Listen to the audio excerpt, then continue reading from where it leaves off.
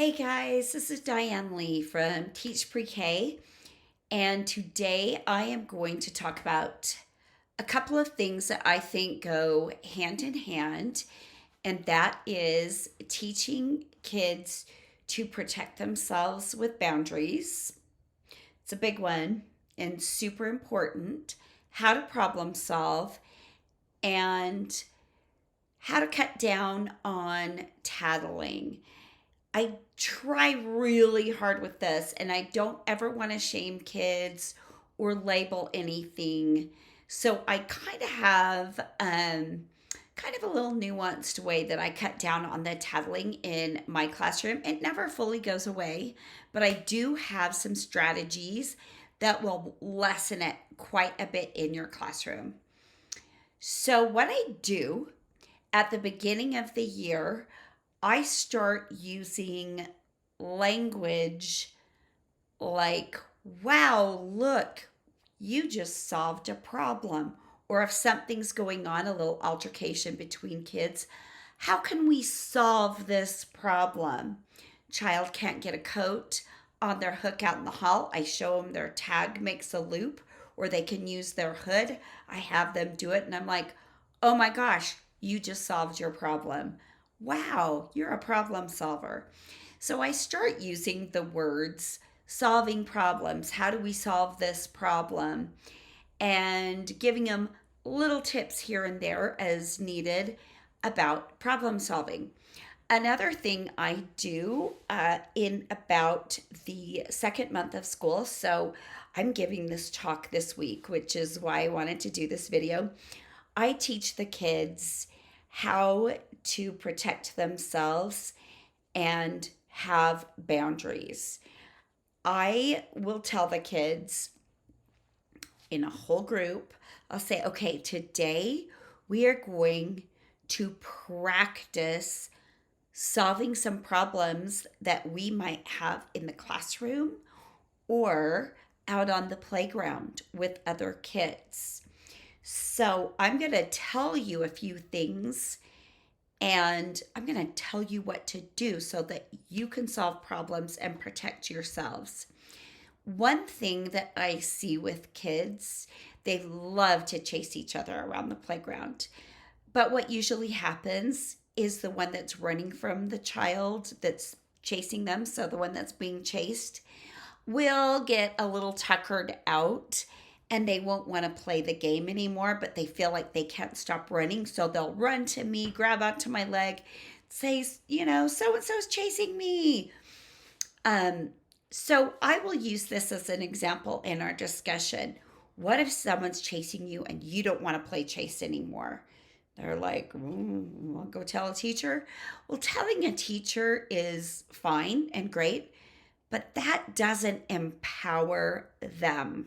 And you want to start empowering these kids and showing them that they can have boundaries and that they can make decisions about their own life too. So I will say, well, if someone's chasing you and you don't want to be chased, you turn around and in a big voice, you say, stop. You can even put your hand up like this if you want.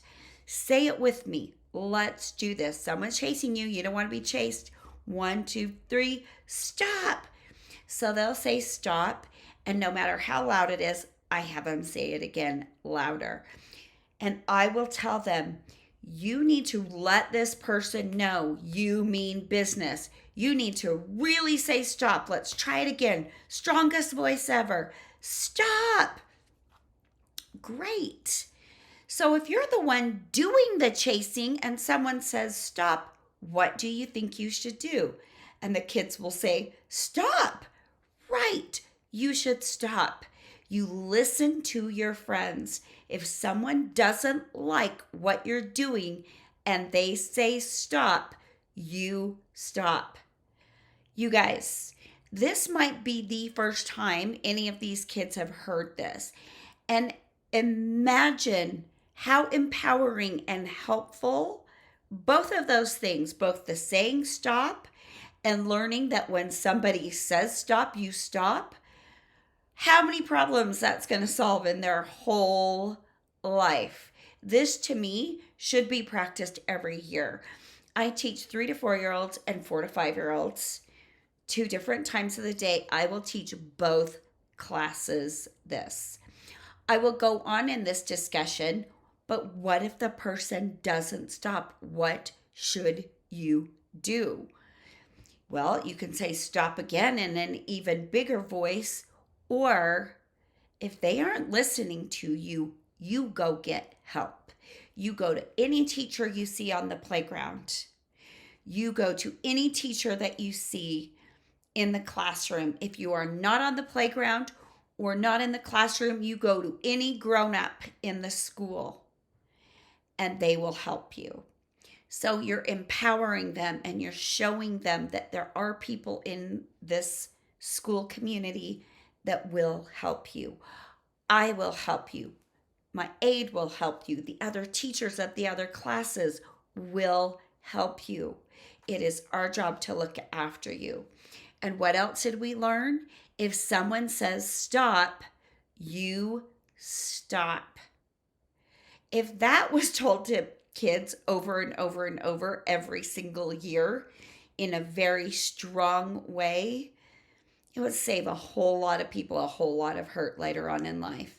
It's good to teach really, really early when the worst that's going to happen is someone's poking someone, pushing someone, chasing someone, or annoying someone. Give them that power right away and let them practice it. I do see them actually do this out on the playground. Then if they come to me and say, so-and-so's chasing me, I don't want to be chased, I'll go, did you say stop in your big voice? No, I didn't. You remind them, then they're going to go and say stop and solve their own problem. If I see something happening, or if a child comes to me and says, I said stop and Johnny did not stop poking me, I'll call Johnny over and say, Johnny, remember we talked about it. If someone says stop, you stop. No matter what, that's what we do. Someone's telling you they don't like what you're doing, you need to stop, you stop. It is one of the most powerful and empowering lessons that I teach my kids all year. And it also lets them know that if someone isn't stopping bothering them, then they can tell me what's happening and I will help. It's not tattling, that's telling. And it's also reinforcing the idea that it's okay to ask for help. Imagine how much better our lives would be if someone told us over and over, it's okay to ask for help. If something's too big or too hard or isn't working, you can go to somebody else for help.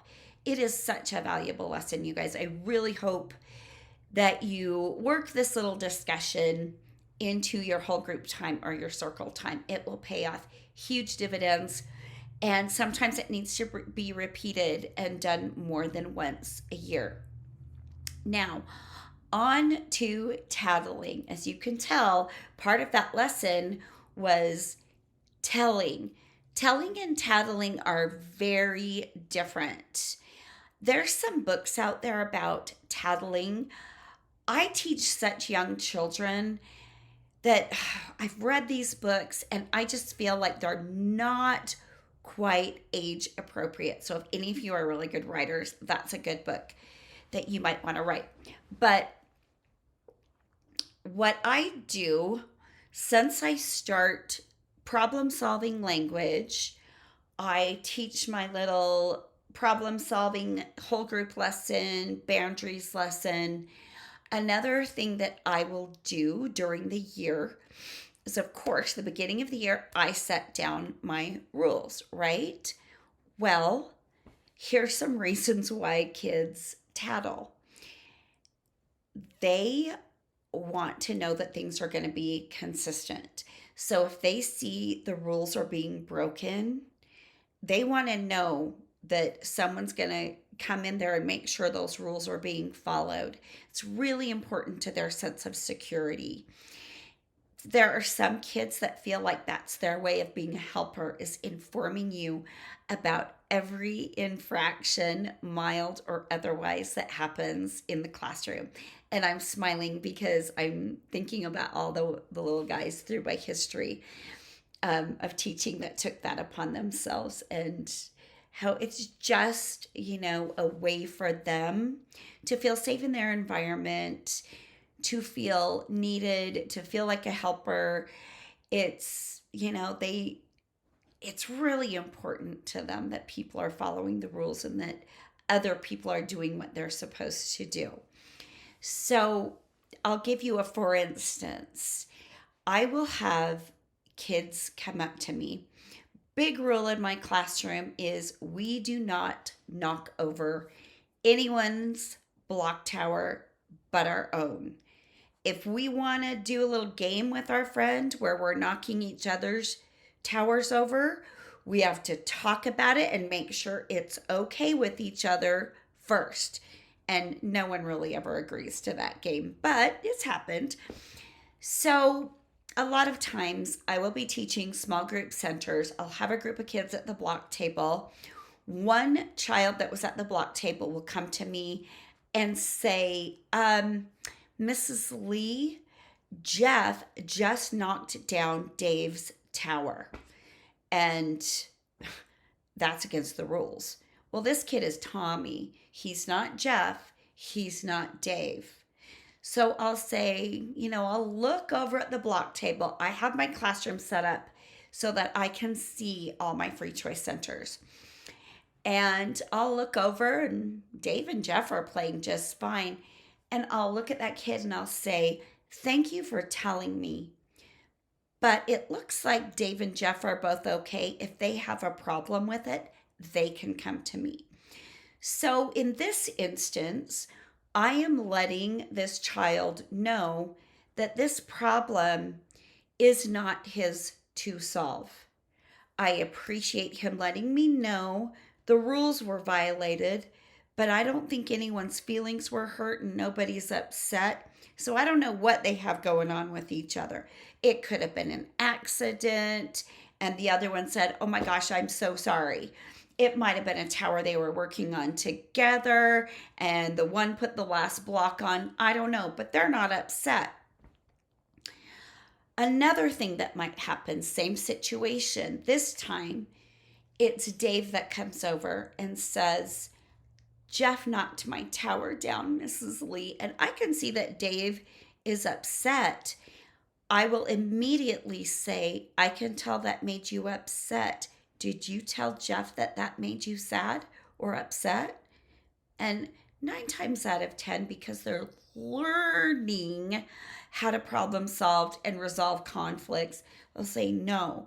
They come to the adult because they want some help with this. They are learning how to do this. That's when I'll say, let's go over and talk to Jeff. We go over and I'll say, Jeff, Dave has something to tell you. Sometimes Dave has a hard time getting those words out because it's hard confronting Jeff face to face. I mean, as adults, we know that. This starts from the get-go where it's hard. So I'm there to facilitate that conversation to solve this problem. So Dave said it hurt his feelings when you knocked his tower over. Is that right, Dave? Were your feelings hurt? Yes. So Jeff, I think you need to say sorry to Dave for knocking his tower down.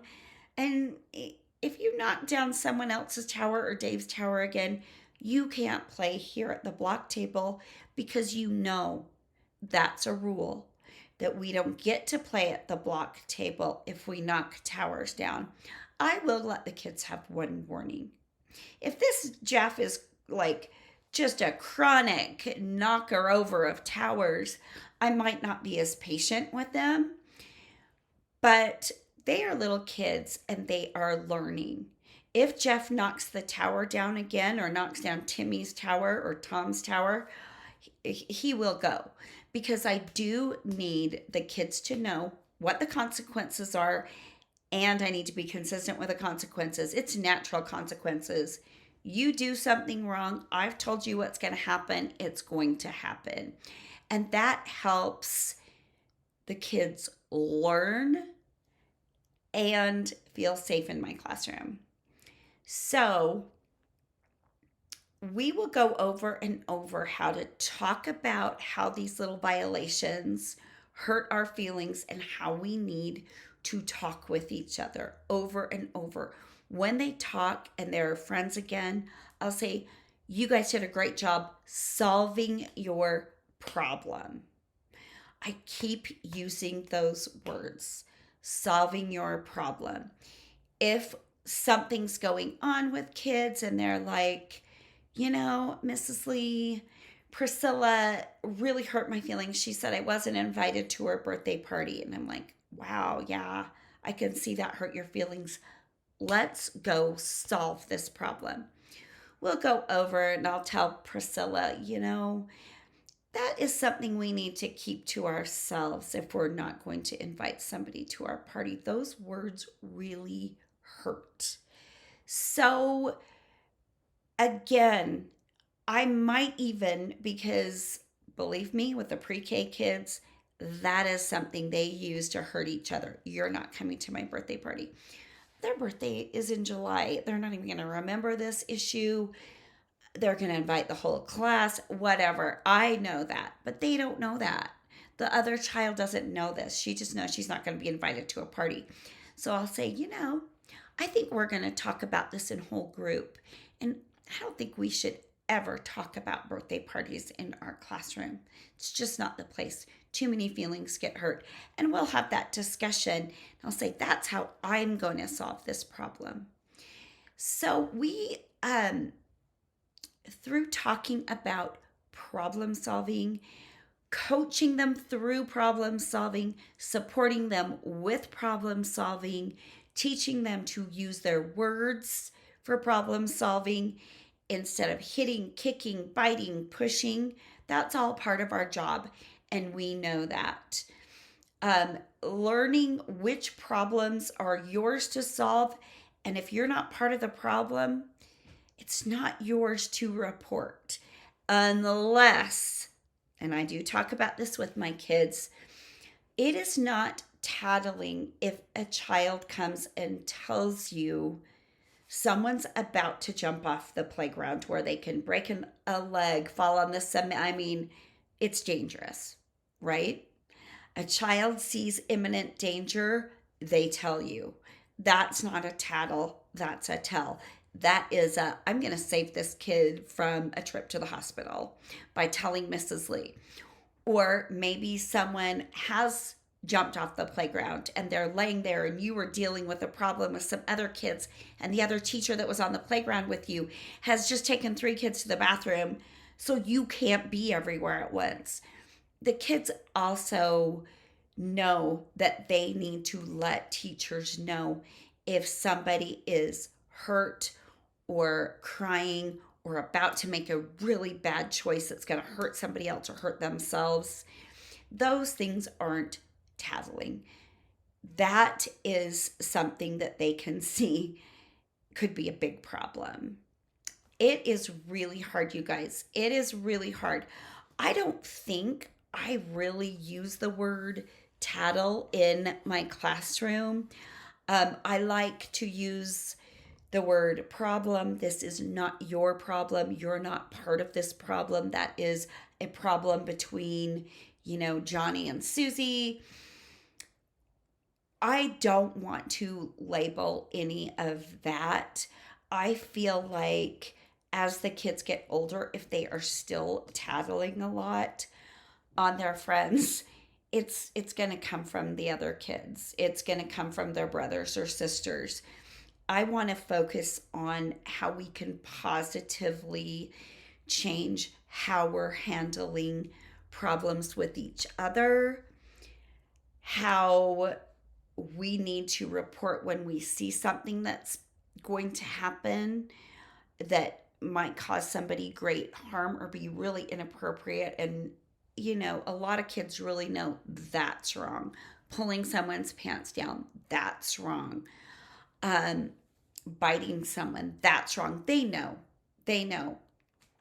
And they know if someone's fell down and skinned their knees and their knees are bleeding, but their cry hasn't come out yet. They want an adult to come in because they know that child is going to need some help. And that's actually super empathetic and really kind of wonderful.